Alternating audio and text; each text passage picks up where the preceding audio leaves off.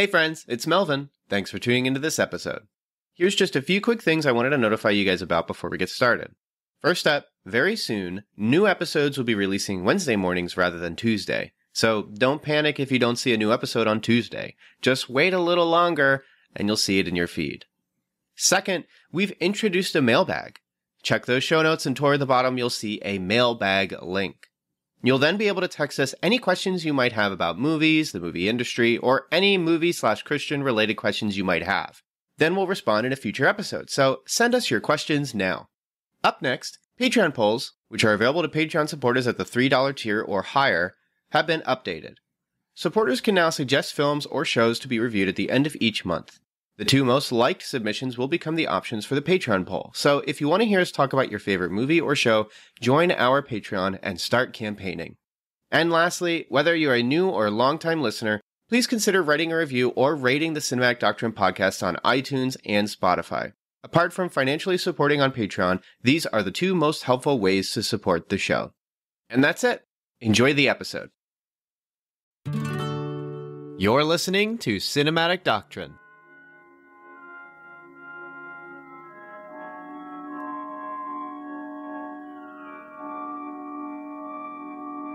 So I don't know if there's any other content creators listening to our podcast, but there's sort of this thing about content creation where when you start a project or a blog or whatever, and then you sort of have you have ideas in mind of what you want to do, but you don't jump to them right away because you want to get better at what you're doing, or maybe you want more time to sit on it and think about it.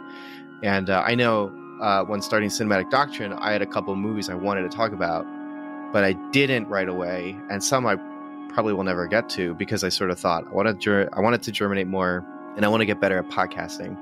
And so Dan, I know you're a big fan of Over the Garden Wall. Would you say that this is one of those topics or projects where you kind of always thought I would love to talk about this or do something with it, but now that it's upon you, it's almost like, well, am I ready for this? Can I even dish out what I'm hoping to see? That kind of thing. This is one of the things that I have been looking forward to talking about it because I'm a huge fan of Over the Garden Wall. I remember I watched it when it debuted. I watched it live. I was really excited for it because the guy, I think his name is Patrick McHale. If you look at the people who wrote and directed and storyboarded the show, they're all ex-Captain Flapjack who all went on to work on Adventure Time, who then sort of did their own projects. So many people who worked on Flapjack wanted to work at Adventure Time that both of those shows, if you watch an animated show that is, I guess, what you consider a prestige animated thing, if you look at the people working on it, they either worked on Gravity Falls or they worked on Adventure Time or Flapjack. So Patrick McHale was initially a creative director on Adventure Time, and then he took a break from that to do this before returning as a writer and director at Adventure Time. So I was really excited for it coming out. And just the experience of sitting down and watching it live and just being completely caught off guard by it, because I'm not the type of person who likes to learn too much about stuff, especially if it's just someone I trust as a creator. The minute you tell me that, oh, Edgar Wright has a new movie coming out, I won't watch any trailers. I won't read any descriptions. I won't look at who's in the movie even. I'll just be oh, okay, I'll watch that, because I like to be just caught off guard / just take it for the ride. And so I was very pleasantly surprised by what Over the Garden Wall was, and it probably became the thing that I would tell everyone to watch every year around October, Halloween time, which you did 2 episodes ago. Yes, I recommended it here on the show because of course I would. It's one of the times that everything works out the way it should, where fortunately Over the Garden Wall has slowly gained this cult following as a seasonal favorite, where even recently, and I'll try my best to honor the wishes of my friends, which is we had a watch party at my house, and it was, I'll just use the first name because it's so general, but my friends Michelle, Rachel, and Shannon came over, and we all watched Over the Garden Wall together, and I asked for their thoughts because I was hey, I'm recording a podcast on this show. Tell me what you think. And they did not have very good thoughts, quite frankly. Did they not like it? No, they all love it. And so this is my friend Shannon's 6th time watching it this year. My friend Michelle watches it every year. And my friend Rachel actually has only seen it once before this, but she loved it the minute she saw it. And The main thing was that my friend Shannon referred to Elijah Wood as the guy from Happy Feet, as opposed to the guy from Lord of the Rings. From Lord of the Rings. And then did anyone call him the guy from Spy Kids 3? The guy. I said the producer of Greasy Strangler. So I mean, we all have different Elijah Wood experiences. That guy in the dog show. My friend Michelle was like, I loved him in Wilfred, said my friend Michelle.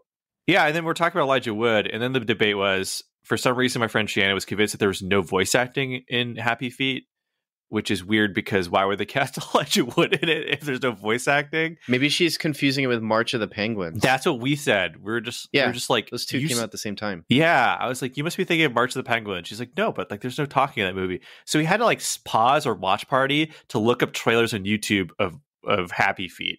And so when like characters were talking, she was like, I don't know why I'm having this like Mandela effect like experience. And then after all of this, my friend Michelle nonchalantly was like, oh yeah, I met Elijah Wood. And we're like, you had that story in your back pocket for like the last like hour and a half of us talking about Happy Feet.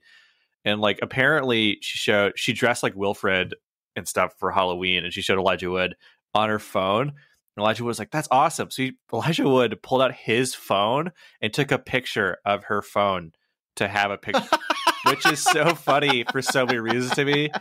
Because she's like, yeah, I just like to think that I'm just in Elijah Wood's phone to this day, like somewhere buried in his photos. And I was like, why didn't he just ask you to send him a copy of the photo or whatever? Like, I guess he doesn't want his phone number out there, but like, why would he want this blurry, like pixels on pixels picture? That's so cute. I know. What a nice guy Elijah Wood is. So Elijah Wood, if you're ever listening to this, I would like to see that. I would like to see your version of this photo.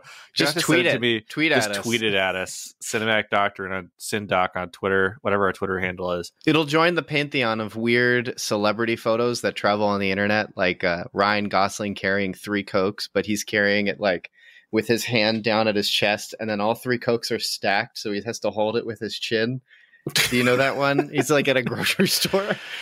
I like to imagine that's when he was trying to fatten up to be in that Peter Jackson movie, and then didn't get the role anyway. So good or sad Keanu. That's the classic sad Keanu with sandwich. Yeah. So Elijah Wood, if you're listening, I want that picture. Also, I know you for more things than Happy Feet. I know you're more than just Elijah Happy Feet. Hey there, it's your friendly neighborhood call to action. Just checking in on you. Hope you're doing all right. I'm just stopping by to say, if you enjoy the show, you can always subscribe and write a review for Cinematic Doctrine. There's iTunes, Podchaser, basically anywhere you listen. You can give us a shout out with a thumbs up, 5 stars, gripping positivity. Or if you hate the show, you can say that too. Wait, what? What are you saying? Why are you saying that? Well, I'm not going to tell them what to do, Ted. They're free to do what they want. Our analytics say we got a lot of listeners in the US, and they love their freedoms. And you're also free to check out our Twitter. Very active there. We host polls, memes. There's also the Cinematic Doctrine Facebook group called Cinematic Doctrine Facebook Group. If you want to join, just answer the questions, read the rules, and tell them the podcast sent you. Also, you should check out our website. Some really cool stuff there. Editorials, written reviews for movies we haven't had time to cover. Always check out cinematicdoctrine.com when you get the chance. Oh, Ted also told me I shouldn't forget to mention the Patreon. Something about you can support us or something? Wait, Ted, I thought this was like a hobby thing. You want me to expand Cinematic Doctrine. You know this already. Right. Yeah, I forgot. I'm the one who put all this together. Yeah, Cinematic Doctrine has a Patreon. For as little as $3 a month, you can gain access to early uncut episodes of the podcast. Oh, and did I mention, you get to tell us what to do. That's right, each month you get to vote on a movie we discuss on the show. Anyways, I gotta run, so I'll see you guys later. Yeah, so I don't know where I was going with that story, but that was your takeaways from your watch party of Over the Garden Wall. My takeaways. That the songs, man, they hold up, and they're so good. They're so catchy. They're so sweet. It was interesting watching it with people because the different things stick out to different people. Because there's quite a bit of there's a lot of very blunt, like surrealist humor in the show, but there's also a lot of stuff that's a little more subtle. So there's different offhand lines. We get different people to laugh. There's different things that connect with different people emotionally because it manages to be it's this perfect mixture of it works very broadly, because it works on both dream and fairy tale logic, which everyone can sort of relate to. And the broader themes connect with everyone, but the different specific applications, as well as the specific situation that our lead characters find themselves in, I think resonate with different people. And I think part of why the show is cultivated, well, miniseries, I should say, hit such a loyal audience is that there are some people who very deeply relate to what the actual root conflict of the story is. And that, I think, strikes people so strongly that for them, like, it just resonates with them so deeply that it sort of sticks, in a way that you can't. I was going to say you can't predict, but I'm sure that people wrote it knew that the story resonated with people. But yeah, there's going to be some people going to watch it. They're like, oh, that was kind of a neat, kind of a weird show. But there's other people who are going to relate to it stronger than others, which whenever we get to the spoiler section, I'm sure we'll get into. So then tell us about Over the Garden Wall. What's the first episode? And then what is to be expected with the show? For the real hardcore Over the Garden Wall fans, they'll know that this is an adaptation of a short film called Tome of the Unknown, which if you buy the DVD, it's on there as a special feature. There's one different voice actor. The Bluebird character is voiced by a different voice actress, and bizarrely is voiced by a well-known celebrity, which I won't spoil, or maybe only well-known to me, but so it's a adaptation of a short film, which is itself a really great little Over the Garden Wall episode, so I recommend checking that out. But Over the Garden Wall is about two brothers, Mort and, I'm bad with character names, kid with a pot on his head. It's Wirt and Gregory. Wirt and Gregory. So they are two brothers, and initially we were just presented with them, just no context. They're just wandering in the woods and they're lost, and they run into Christopher Lloyd, who plays a woodsman, and Christopher Lloyd's great in this, who warns them of a beast in the woods, that if they're not careful, the beast will get them. And that is the entire premise, was just these two kids wandering in the woods. And as they wander around, they venture into progressively more surreal and strange locations with tons of quirky characters. They're eventually assisted by a Bluebird, who says that they will get them to Adelaide, the Woman of the Woods. Gregory also picks up a frog whose name changes throughout the show as a running gag, which is very cute. Mr. President, Wirt and Wirt Jr. Which my friend Rachel at first thought that each frog was a different new frog, and that there was she thought it was like a running dark joke where the frogs kept dying, or that's why they had different names. And we're like, no, that is not what is happening. That's a better canon, though. What a depressing show that'd be for kids. And what sets the show apart is both Patrick McHale brings the same sort of whimsical, melancholy writing that you see in Adventure Time to the show, where there's this undercurrent of sadness that pervades almost everything that happens in the show.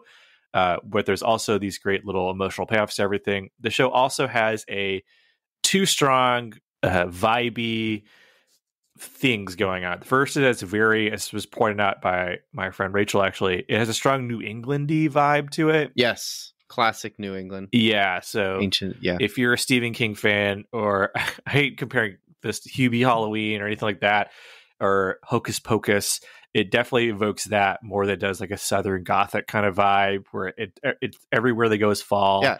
It is the Spirit Halloween kind of thing, but a little less Spirit Halloween, more like just Halloween. But what keeps it from being like Hocus Pocus or like a Spirit Halloween thing is it also has this old timey 40s and 50s thing going on, where all the music, they're like ragtime tunes. A lot of the voice cast is made up of Broadway and opera singers, so all of the songs are distinct and unique for this type of show. Elijah Wood in an interview said that if the soundtrack was like a physical CD or album, you'd listen to it through a phonograph, which makes sense. It has a very strong show tunes type of vibe. There's a dream sequence that looks like a level from Cuphead, because the animation is old school. Very great, very old school, very awesome.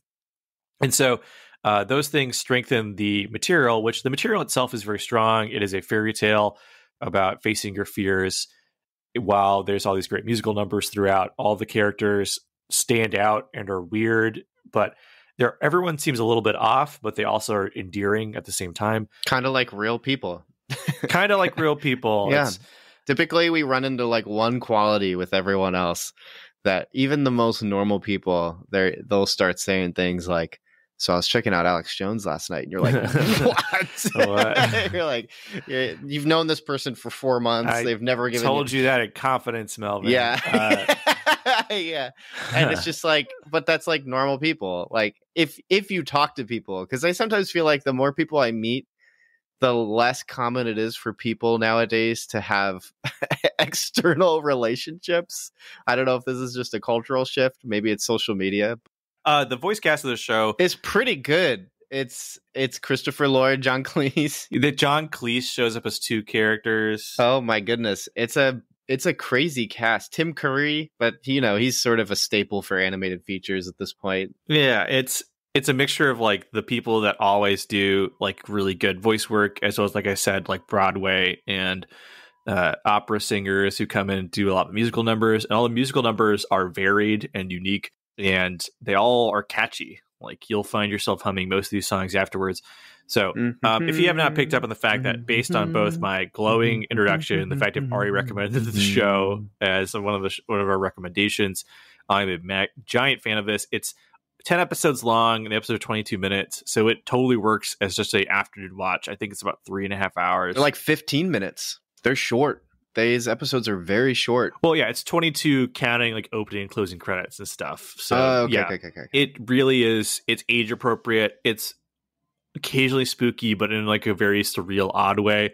It's never like terrifying or anything, but it totally captures By the time it gets scary, you've matured enough through the story, because I'd say like it is freaky once there's like episode 6 or 7. I think it's 6. Because every episode's its own thing, but there's the main plot of we got to get out of the forest. We're lost. And then also there's a beast somewhere. We got to be careful. And then that sort of stuff culminates. And yeah, I would say like the way all that's introduced and handled is produced by people who are big horror fans. And they're also fans of children's television. So they're balancing it really well, where it is scary and definitely scary for kids, but that's not bad. As we've talked about many times, it's not bad to be scared. It's fun and exciting. And so I think a running thing in our show is that I constantly am like, that's not scary. And you're like, well, actually, it's pretty scary. Like that's every time we talk about anything even remotely scary, that's like the dialogue. It's freaky. Yeah. You're just, I don't know. Maybe I'm just like too strong constitution or something, or I'm desensitized. Well, just because something's scary doesn't mean I'm like, I got to turn it off, or, oh man, this is too much. Like for me, it's like, oh, I feel the shuddering feeling. Yeah. I feel the tightness. I feel the thrill of it. And maybe I'm more emotionally closed off than you are or something, but because like you seem like you experience things stronger. I will say, so like when it comes to like horror, I get the feeling that their horror they're evoking is like Folk Horror and like stuff like The Wicker Man, or like, yeah, because it's like it's strange. It's strangeness. It's very strange. So for example, the second or third episode is the Pottsfield episode, which might be my favorite episode of the whole show. I don't know. Hard Times at the Huskin Bee, when they go to the pasture. They go to like a location, and it feels like a Midsummer type location where it's just a weird town. Well, first they open a door, there's just a turkey sitting there. And so like that's great because the turkey never gets brought up again, and you never get a context for why there was just a turkey sitting in a house at a table. And all the characters they're talking to are like in pumpkin costumes. And at first you're like, everyone thinks it's because the pumpkins are alive, and they're worshiping like what looks like some sort of harvest god. Well, not worshiping, they're dancing around it, and the giant pumpkin just starts talking to them. And they keep evoking horror tropes where like they're accused of breaking and entering, and you think like they're getting sentenced to death, and they're just sentenced to community service and blah blah.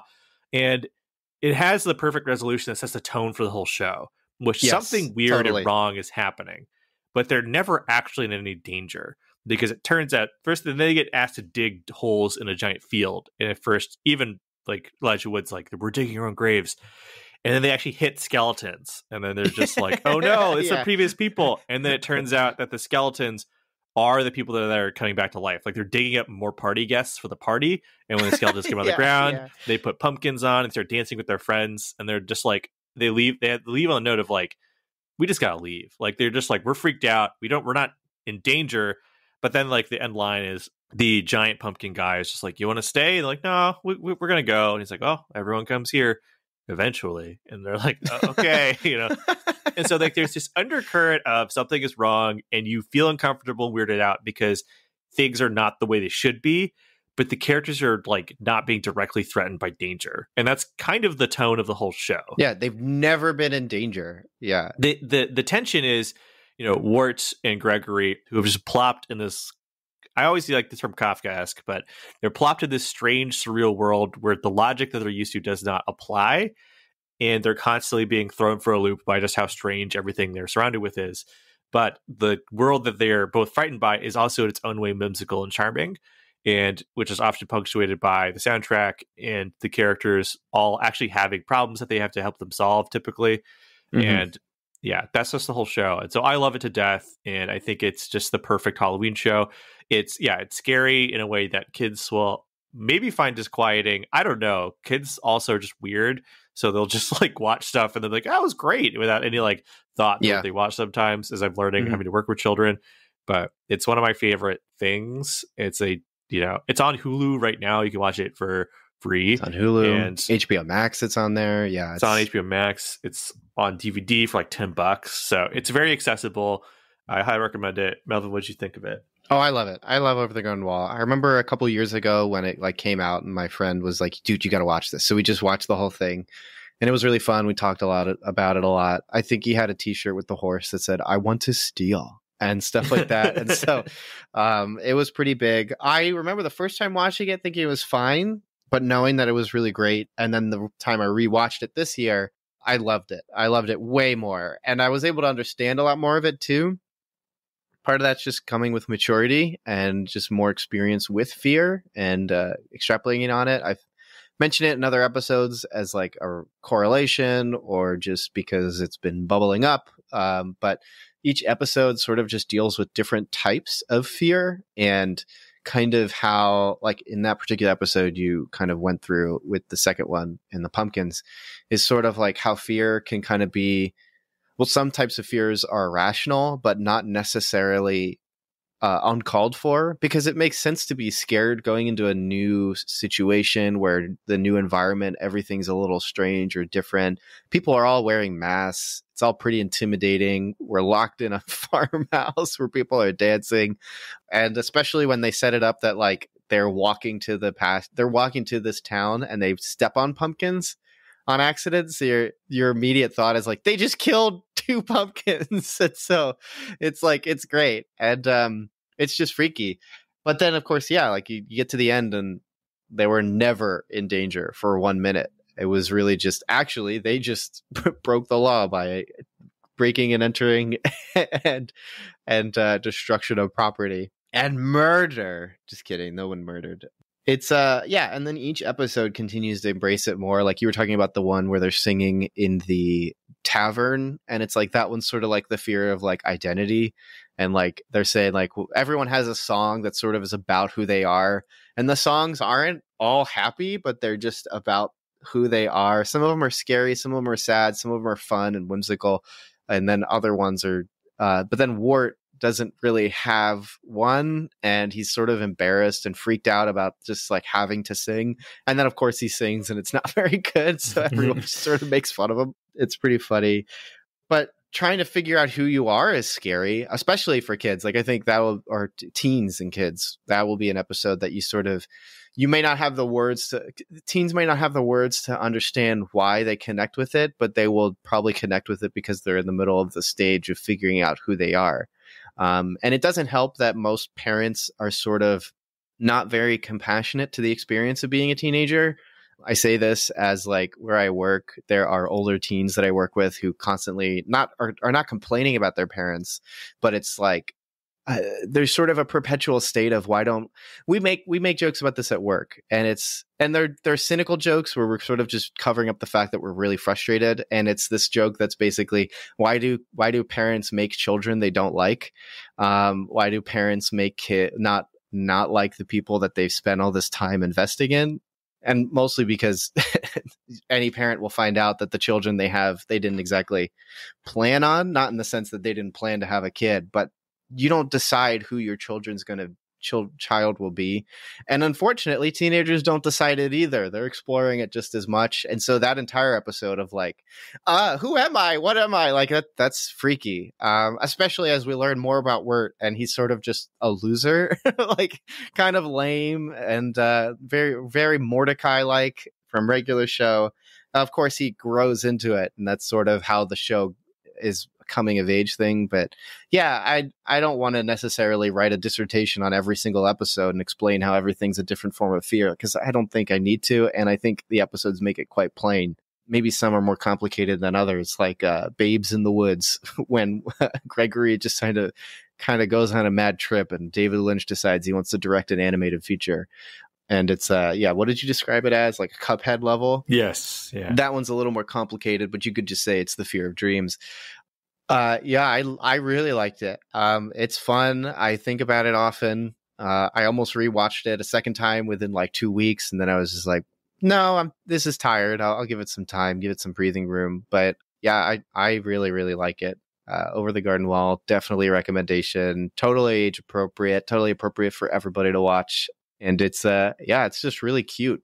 But I guess we could unpack some of the more broader stuff if you're down for that. I mean, this is where when I'm talking about the fact that this show is quote unquote scary, it's more to like what the broader implications in the story are. And that's because it's like, it's not making me like poop my pants scary, but it's like it has some freaky visuals that are handled very, very well. Do you want to kind of get into that? Like, what's the beast and what's sort of like this broader story going on with Over the Garden Wall? So there are three overarching stories in Over the Garden Wall. First is something that's like put on the back burner and really not addressed until the 9th episode of the 10-episode series, is the actual story of why the two kids are in the woods. That's kind of the underlying main plot. That one thing I'll say here, because it's just something that struck out to me watching it again, is it's sort of miraculous the show has a story that actually ties together at all, because it's so meandering and episodic in nature, where you could almost watch these episodes out of order for the most part, and it forms a coherent narrative because the events that happen to them seem so random and strange. But the fact it all ties together so well and neatly is kind of a minor miracle, and shows the strength of the writing team they had. But so there is the overarching plot of why they're there. The second thing is the Bluebird character is trying to take them to Adelaide of the Forest, which it turns out is not true, and to the extent that the character is trying to get well, I'll just say it right now, like Adelaide is turned her family into bluebirds. And so she's actually human in a bird body. And so she was doing it in exchange for getting turned back into a human, which she, upon getting to know the two kids, she decides not to do that because she likes Wirt Gregory. And the way she does it is they were saying they want to get out of the woods. And the bird says, well, if I take you to Adelaide, she can help you get out. Because she's magic or whatever. Yeah. But she's lying. So it makes more sense too in context, where she's just lying to them to get them to go to this creepy witch lady voiced by John Cleese. And then there's the beast, this ever-present evil and darkness that is lurking in the shadows.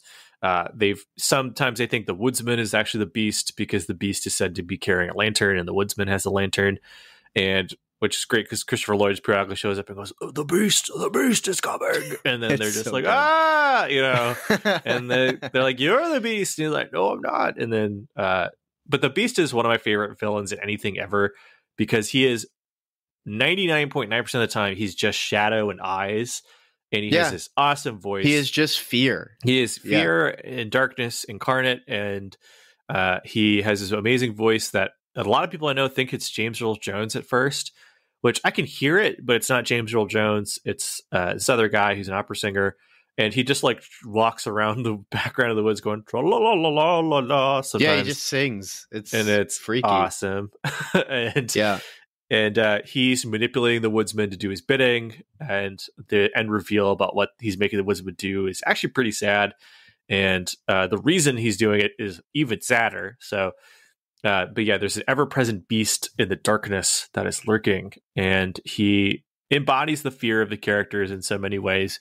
And I don't know if you want me to just fully get into spoilers at this point, or well, it's sort of just like, well, yeah, we can totally get into spoilers, okay. But it's the beast. I mean, the beast, the unknown, all of it. The unknown being the place that they're all in. Yeah, it's literally called the unknown in case New England Twin Peaks, basically, and everything's all kind of different.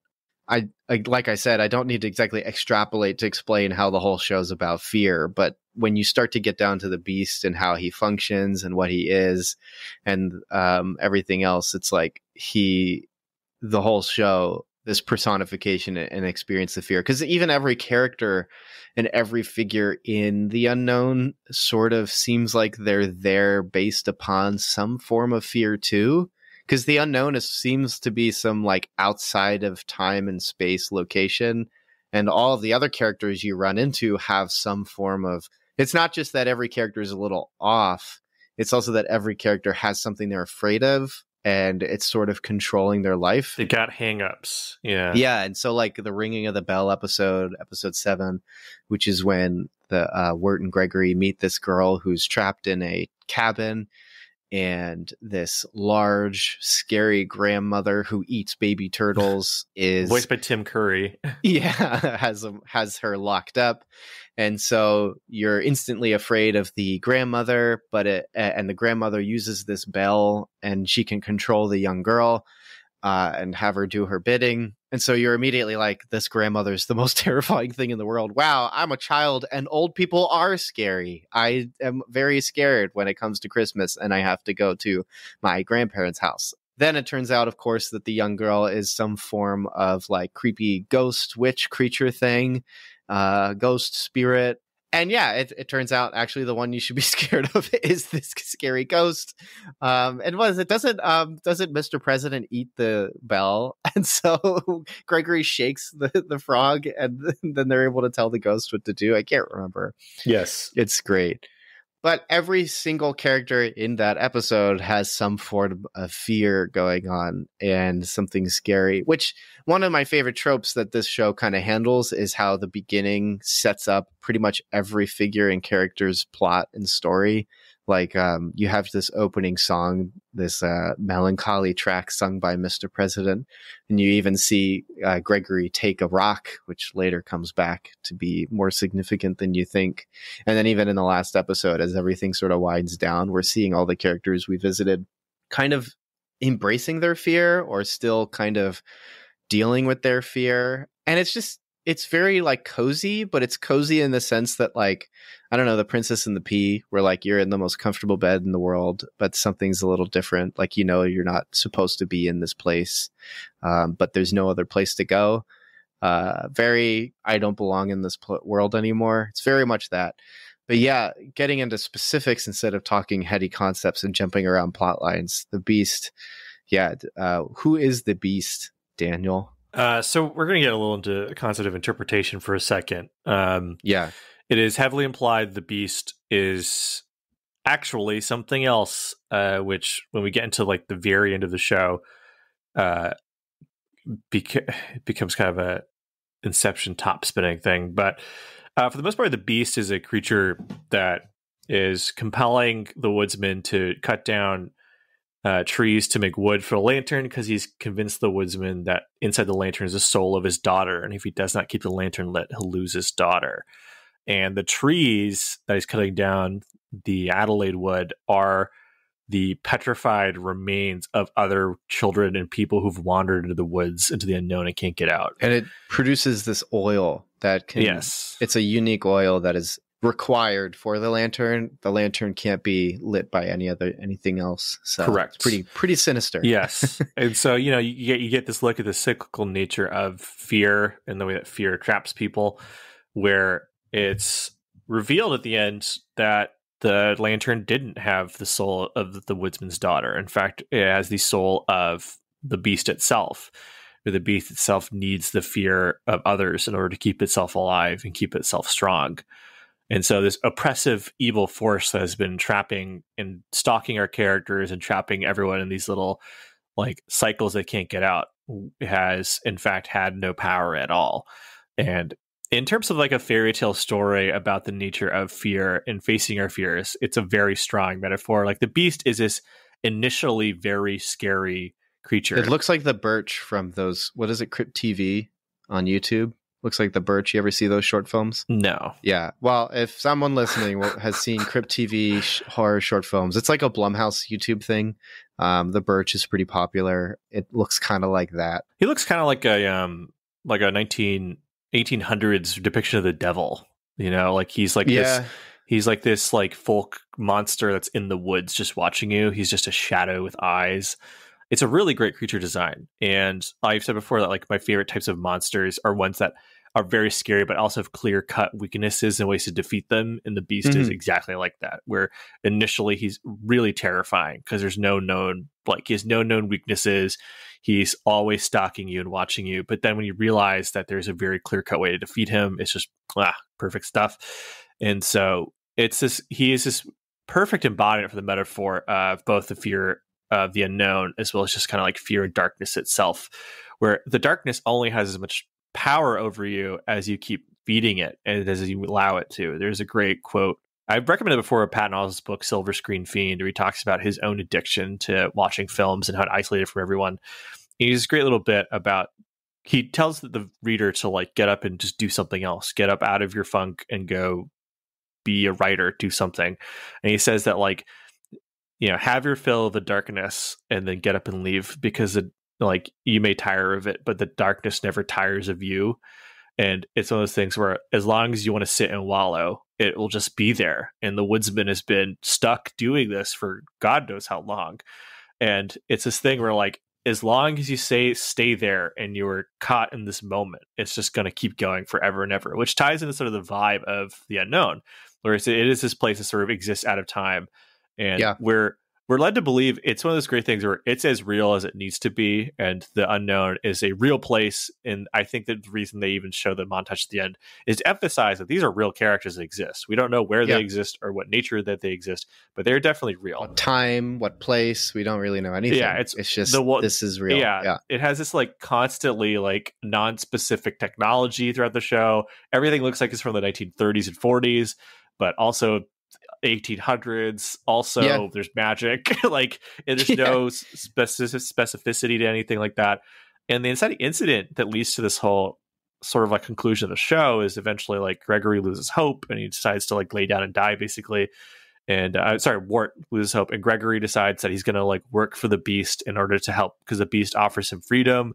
And of course, the beast is trying to turn him into a tree to kill him. So Gregory finally gets spine, faces his fear, and he has this moment where he realizes that he can't take on the lantern and gets trapped in this place forever, because it's just, there's no reason to do that. And so when he has this moment where he finally faces his fear, it destroys this creature and it breaks the cycle. And he actually is able to even free the woodsman, because the woodsman realizes that he's been lied to the whole time, you know? So it's a beautiful overarching metaphor for like turning your back against darkness, for facing your fear, and for stepping out of this place that has you trapped. Because, and the inciting incident for these children, as we realize that what's great is that the show just drops you, like I said, just drops you in the story with no context. Gregory just has a pot on his head for some reason. It's awesome. Wart has like a dunce cap. Wart has this tall dunce cap and what looks like a overcoat, an old overcoat, which we later realize is like from a Civil War costume. And at first you're like, okay, Adventure Time style character design, I accept it, because this is what these characters look like. And then it's realized that like, oh, these are Halloween costumes, because episode 9 opens up and you're just back in the modern normal world.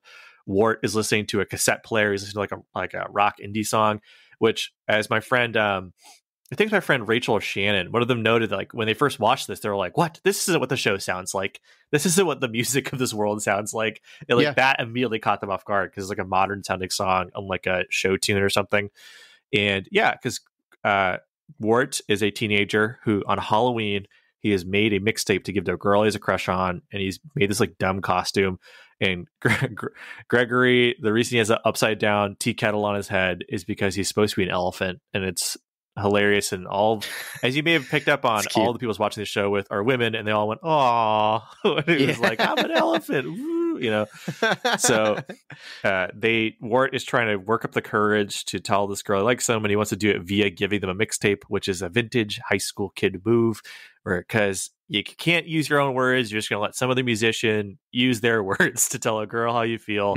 So then, of course, Gregory just is this precocious child who doesn't understand social things. So he just takes the tape from Wart and just gives it to the girl before Gregory has a chance to. And there's two subtle things going on throughout this. First, the whole show has built up Jason Funderburker, who is this supposed to be the coolest guy in the world, who the girl likes instead. You're expecting Burger, so you're like, oh my gosh, he must be jacked. You're picturing King Jock, and then you also, Wart keeps talking about how people don't want me here. I'm so awkward. People don't like me, and so the girl goes to a party, and he needs to go there to get the tape back, and he's like, I can't go in there. I wasn't invited, and then. And everybody Gregory likes him. Just walks in. Yes, he walks in the like, he walks in the what's door. Going on, man? He's like, oh no, I can't go in there. He walks in the door, and everyone just goes, "Hey, Wart!" Oh, like everyone's like happy to see him. He's like, hi guys, sorry I'm here. And they're like, oh no, we like you. We're your friends. And he's like, no. And the girl's there with Jason Funderburker, who just goes, hey guys, and you're just like, what? And it kills. Like everyone in the room is laughing hysterically. It's been an 8-episode build up to this guy, and it's so funny. He's like the nerdiest guy you've ever experienced. He's wearing like a full suit at Halloween for some reason. Total loser. He's like a side character in Invader Zim, where everybody just looks ugly and disgusting, and it's just that's this kid. Yeah, and we can say that because he's a cartoon. Like he's drawn to be unappealing. So if you look like him, I'm sorry, but so if you talk like him, oh my gosh, I'm so sorry. Could work on that. Get a vocal coach or something.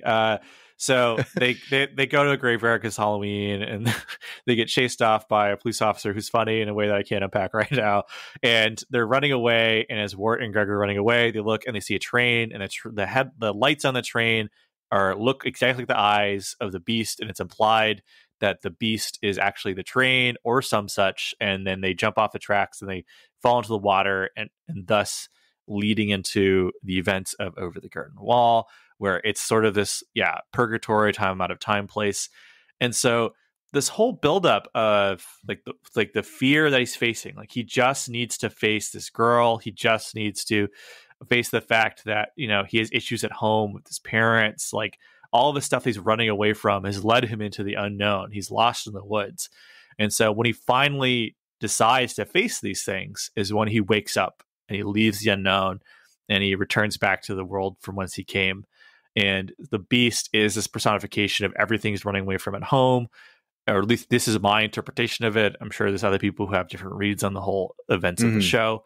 And, so like it explains like the whole show works on dream logic where like characters, things kind of make sense. They make enough sense where if you just go along for the ride, okay, sure, there's a school. The school is just filled with animals and a teacher. The teacher wants to teach animals for some unspecified reason. Specifically, she teaches the animals to play instruments.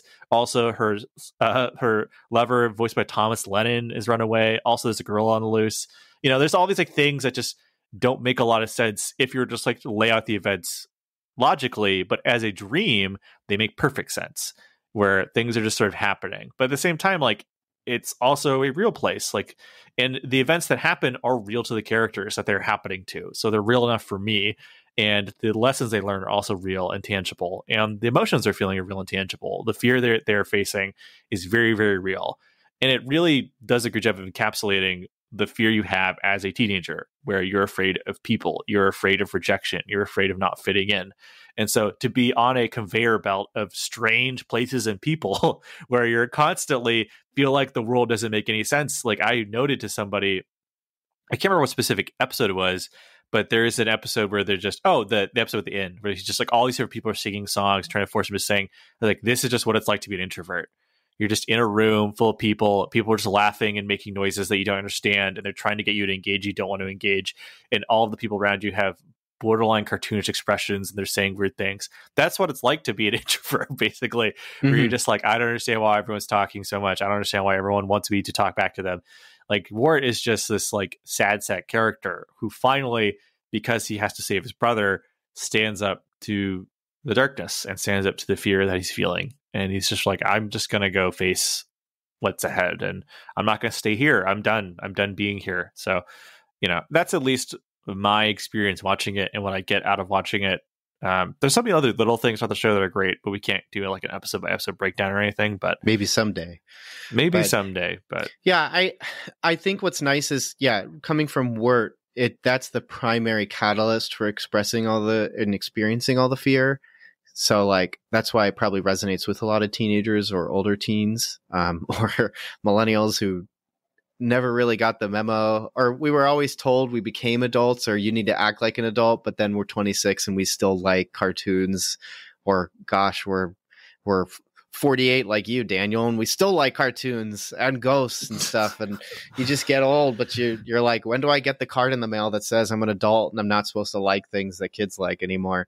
And so there's all these types of fear that are definitely specific to the teen or the teen at heart.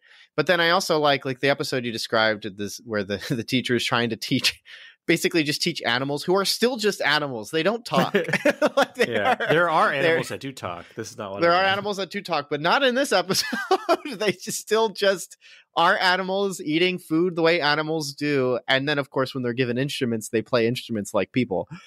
But in that episode, it's like there's this fear of the parent that there's the teacher's dad is subsidizing the payments for the school and he's mad because they're not learning. And then you're like, oh, he's the scary bad guy. But then they follow him and it turns out he's wearing a giant coat, and then he takes it off and he's just this skinny, poor, malnutritious old man who's probably about to die, and he's like, I have no more money, I can't support the school anymore. Oh, I've resorted to selling instruments to keep the school afloat, not to mention there's a gorilla running around. That's right. He's taking the instruments from them to sell them, and it's he has his own fear of I want to be able to make my daughter happy and help these animals learn, I guess, but I can't because I don't have the means to do so. So he has his own fears. The episode, they decide the way to raise money is to let the animals play instruments at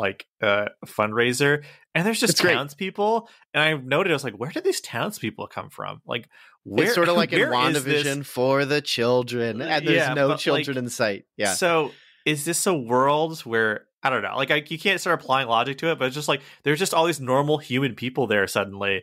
Just where did they come from? Where is this? Do they all know there's a school full of animals there? Are they okay with this? Yeah, I mean, in the last episode, the only town that existed was of pumpkin skeletons. So it's I guess there's real people now too. Yeah, and there's a circus somewhere. There's a whole economy that could sustain a circus. Where are they traveling to? Awesome. Just buying tickets.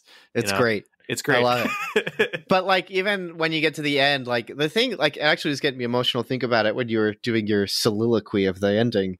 Because I was remembering Gregory's fear is that he went trick-or-treating at an old woman's house and saw a painted rock that he liked, so he took it. But then the entire show, he's had a guilt about this rock, which he brings up. Rock facts, they're great. That's a rock fact. But then he has this sadness of oh no, I stole this rock, it's so sad, I stole this rock. And even at the end, that's his fear. Well, he thinks that's why they're there. Yeah, he thinks it's all his fault. He thinks all this happened because I stole a rock. And frankly, that's true. He has this fear and doesn't know what to do with it. And now it's this internal turmoil tearing him apart. Fear has this amazing thing where it does feel like you have a flame inside your body and it's just burning away. It hurts. It petrifies. It's just disgusting and terrible. And you need somebody to blow it out or to free you from it and to help you figure out how to resolve this emotion that's inside of you. And that just cuts close to home to think that so many people sort of just, I don't know, undermine the experiences of children and try to sort of say that's babyish or that doesn't matter, or even just to teenagers, it's why are you feeling bad? Wait until you get into the real world. All of these things that are just very demeaning and essentially strip away people's humanity. But fear is fear. Things are scary. We live in a fallen world where literally everything is affected. And so a child stealing a rock and then feeling really bad about it and then thinking starting to rationalize why are bad things happening to me and my brother. Well, it's because I stole. Like, that's, I don't know, that really makes my heart feel some kind of way. And it's just really, really touching. And so this show, while the focus is definitely more teen-based horror, not in like teen horror like we talk about in our Night Books episode, but more just like that's the lens we're looking through Wirt as he's kind of going through. But we're really seeing that fear is sort of across the board. I mean, even the huntsman, the woodsman, his fear is like, my child got sick and was dying, and then this beast said, you can keep your child alive if you keep lighting this flame. It's like, that's really scary, and now you've been given an antidote to your fear. Well, I'm going to keep this light aflame. I'm going to keep doing whatever I can, even if it's sort of like the worst thing in the world, because you're essentially chopping down trees of dead children to get their oil. I don't know. It's freaky. And then it's a living. And then even at the end, you see that the huntsman, his daughter survives the sickness. And so there's sort of this perseverance through fear, because that's sort of the show, is moving through it, navigating it, experiencing it in different ways. Yeah. So it's a great show. It's a really, really, really wonderful it's a wonderful, safe, exciting, goofy, fun, and effective meditation on fear. And I love it. Over the Garden Wall is really good. I'm so glad we're talking about it. But is there anything else that we sort of haven't touched on with the show? This show is full of so many wonderful songs. The soundtrack is online, and I think it's on Spotify as well. And they include songs that weren't included in the show. And if you listen to them, you can totally tell, like, oh, I think they're going to include that here. I think they're going to include that here. I'm not a proponent for like rebooting shows or making more of it just because I want more of it. Like, people want more like Gravity Falls and stuff, even though the show kind of ends perfectly. But Over the Garden Wall is one of those shows that they could totally release like 6 more episodes and just claim they happen in between the other episodes of the show, and it would make complete sense because it's so episodic and meandering, and who knows how long they're in the unknown. You know, I'm also a big fan of the teacher's song that she sings about her husband, where it's the alphabet, but each letter is like, A is for the apple that he gave to me, but I found a worm inside. And then like they cut back later, and she's like, Y is in Y, oh, Y. And it just like keeps going. And it's like the lesson for the students. So I'm like, what are they supposed to be learning from this song? It's awesome. I had a lot of sentences with things I like. I'll mention something in the show and be like, yeah, it's great. It's great. But yeah, really, like Over the Garden Wall, everything about it is just so wonderful. And it's brimming with creativity and whimsy, but like purposefulness. Like, you can tell that this is a lovingly crafted little show from the people who made it, and they loved every second of the show.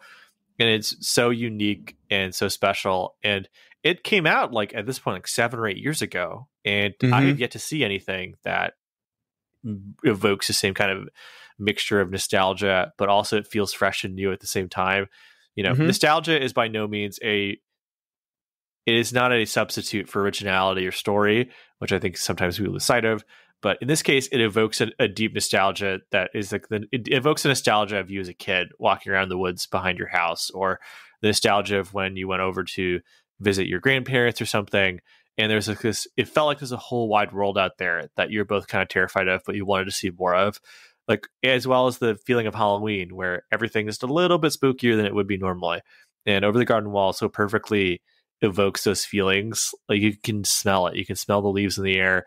You can, hear the sounds of kids running around the background while watching it. And Over the Garden Wall just does such a great job of encapsulating that feeling while also giving you a fully original story within that feeling, if that makes any sort of sense whatsoever. So totally. I'm just a big fan of it. So then for your recommendation, are you just straight up recommending just watch Over the Garden Wall again? For a third time, I am recommending Game of the Year, Super Mario Brothers 2. Every year. That's a specific reference. And no, so my initial Christian Jesus-y recommendation, I'm going to recommend the Philippians volume from the Wycliffe exegetical commentary set. So I will say a lot of the Wycliffe volumes were later kind of rewritten for the Nikot series, and so Moises Silva wrote it. He later wrote a second commentary for the Baker exegetical commentary set, which I also am a fan of that set. So if you get either that or the Wycliffe one for Philippians, it'll have similar content, I'm sure. But Moises Silva's Philippians commentary, I'm a big fan. If you notice a pattern in the type of commentaries I recommend, I like things that both have depth but are also pretty easy to read. And I like the way the Baker exegetical commentary set is constructed. I also like the way the Wycliffe set is constructed. You probably find the Baker exegetical commentary easier, as that set is in print and more recent, and likely has also been revised or edited for accuracy. So I'll just go with that one. But to clarify, I did use the volume he wrote for the Wycliffe commentary set. But either one is really good. I recommend it. It was really invaluable for my sermon preparation. But that's my commentary recommendation. Anyway, what did you have recommending, Melvin? I'm going to recommend The Blackcoat's Daughter to continue doing my recommendations of horror movies or horror fun stuff this month. Blackcoat's Daughter is a very, very... When people describe the word slow burn, they do not have this movie in mind, because this movie is very, very, very, very, very slow.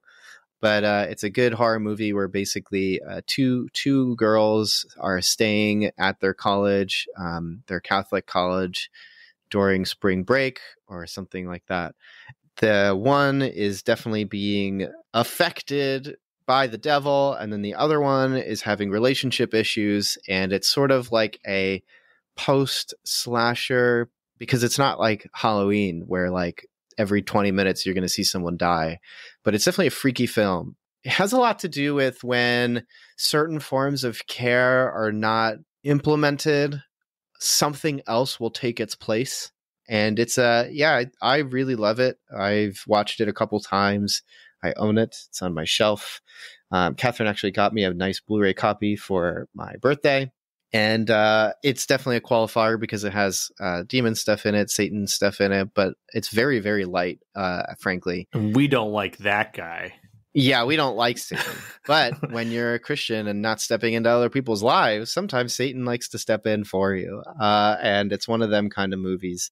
I often step away after watching it thinking different things about it. And I think different things about it with relation to things going on in my life, or people that I am looking to evangelize to, or frankly, just looking to love like Christ would love, because a lot of the film is a character is not getting any kind of love from people who probably would say that they love the Lord, but are not expressing it to this person. And that's, if you watch it, you're going to go, Melvin, what are you talking about? None of that's in this movie. It's there, but it's very thinking. It's very much a fill in the blanks kind of film.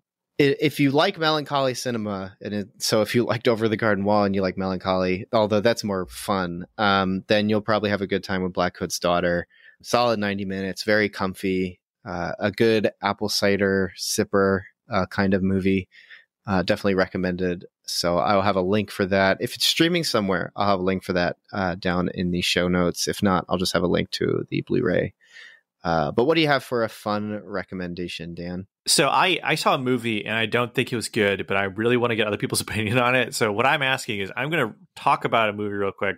I want you to respond to me on Twitter or on the Facebook group or whatever, or the TikTok account that we secretly opened that has nothing on it, and just like let me know what you think of this movie, because I think it tries something really interesting.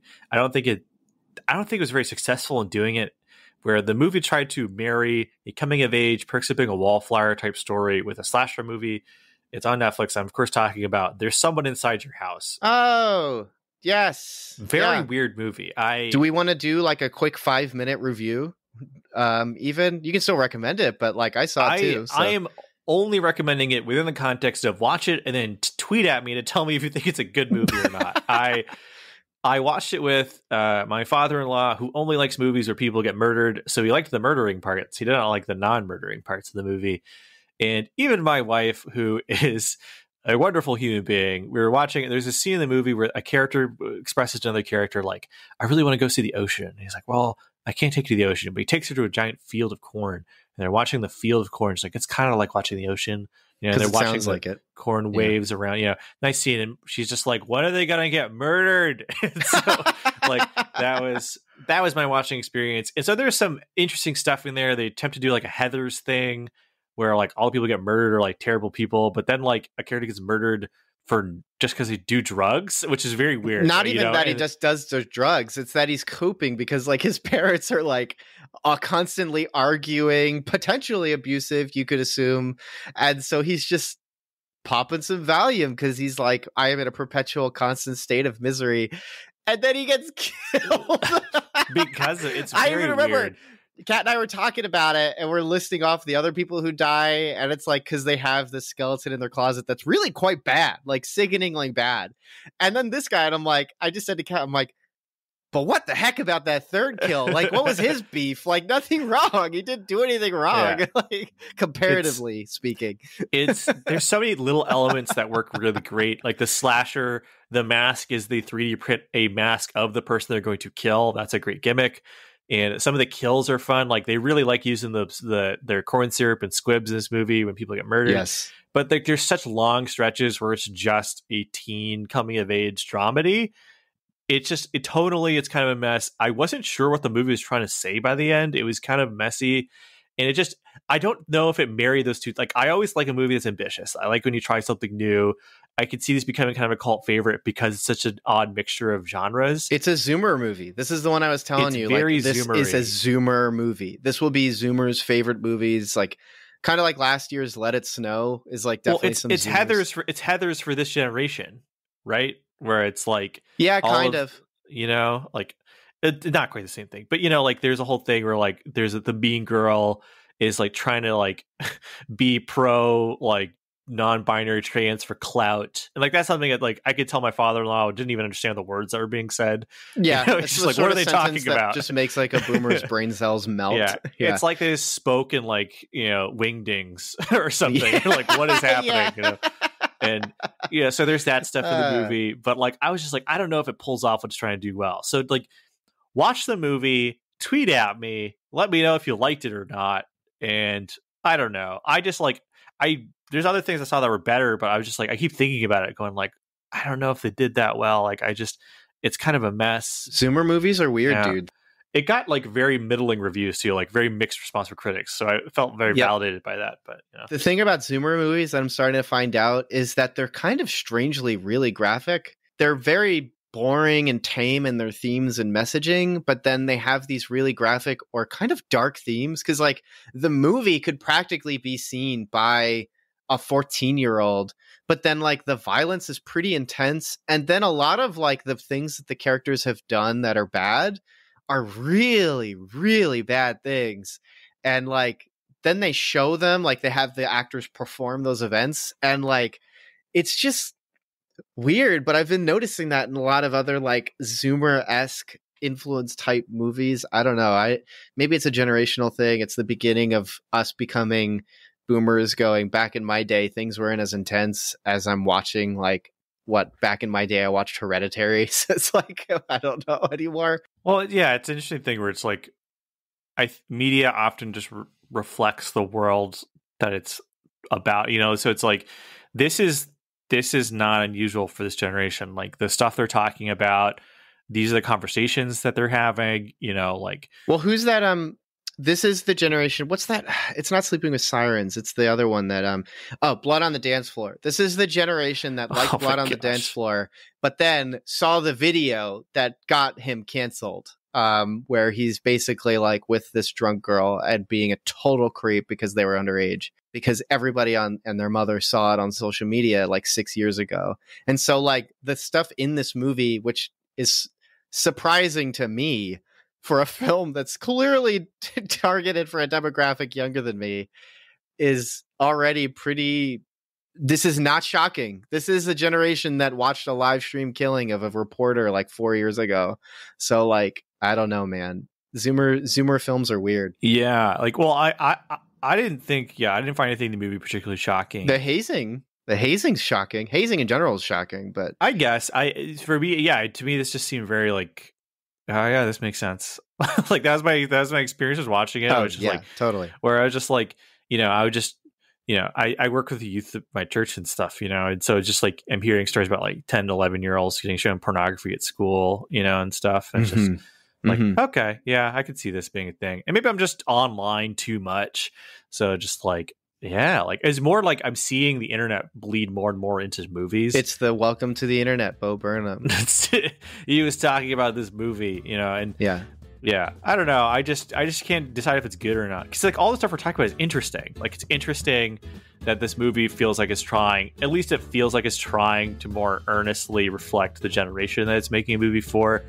Like I definitely felt like the teenagers in the movie felt more like teenagers, even though again they all are clearly older actors trying to play teenagers. But like the way they talked and acted seemed a little more, at least like the teenagers that I remember. So who knows what that means to the people who are teenagers now. But yeah, that stuff is interesting. But I don't know if it all adds up to like a good movie or not. And that's what I can't decide. It doesn't. So, I think I gave it like a 5 or a 6. Yeah. Well, like I feel like that counts for something though. Like the fact that I'm still talking about it. Totally. So it's just like, but that's kind of the point though, isn't it? Like there's a quote better movie that had better kills or more consistent violence that I just forgot about though. So it's just like I don't know. It's just it's like me with Polaroid. Yeah, it's not very good, but for some reason you just keep thinking about it. Yeah, we'll just put that on the shelf next to Halloween Kills and BioShock 2 being the best, and you don't like Adventure Time and. I didn't say I didn't like it. I just said I didn't watch it much, but whatever. Thanks for coming to our Cinematic Doctrine episode. If we ever become popular enough to have a wiki, I just want a section that's just like bad takes, Melvin's takes, and then like for me, it'll have like a bunch of Daniel isms, just like ghosts are real. Yeah, I did not say that. So ask me about ghosts. I'll tell you about it. Thanks so much for checking out this episode of Cinematic Doctrine. If you enjoyed this episode, consider leaving a review and subscribing to the podcast. And as mentioned before, Cinematic Doctrine has a Patreon. For as little as $3 a month, you're opted into a once-a-month movie poll where you decide a movie we discuss on the podcast. There are other unique benefits that come with supporting the podcast, so be sure to check that out at patreon.com/Cinematic Doctrine. A special shout out to those who support at the Art House Theater tier on Patreon. Thank you so much, Mom, Dad, Melanie, Shirleyan, and Thomas. You guys are the best, and your continued monetary support is greatly appreciated. Until next time, stay cool. Want some Cinematic Doctrine swag? You're in luck. We've got 3-inch Cinematic Doctrine logo stickers exclusive for Patreon supporters. Perfect for your travel mug or laptop. Head over to patreon.com/Cinematic Doctrine, link in the show notes, and choose the Independent Theater tier. Doing so will net you other perks too. But let's be real, the podcast stickers are the coolest perk. So get yourself some podcast stickers by supporting on Patreon.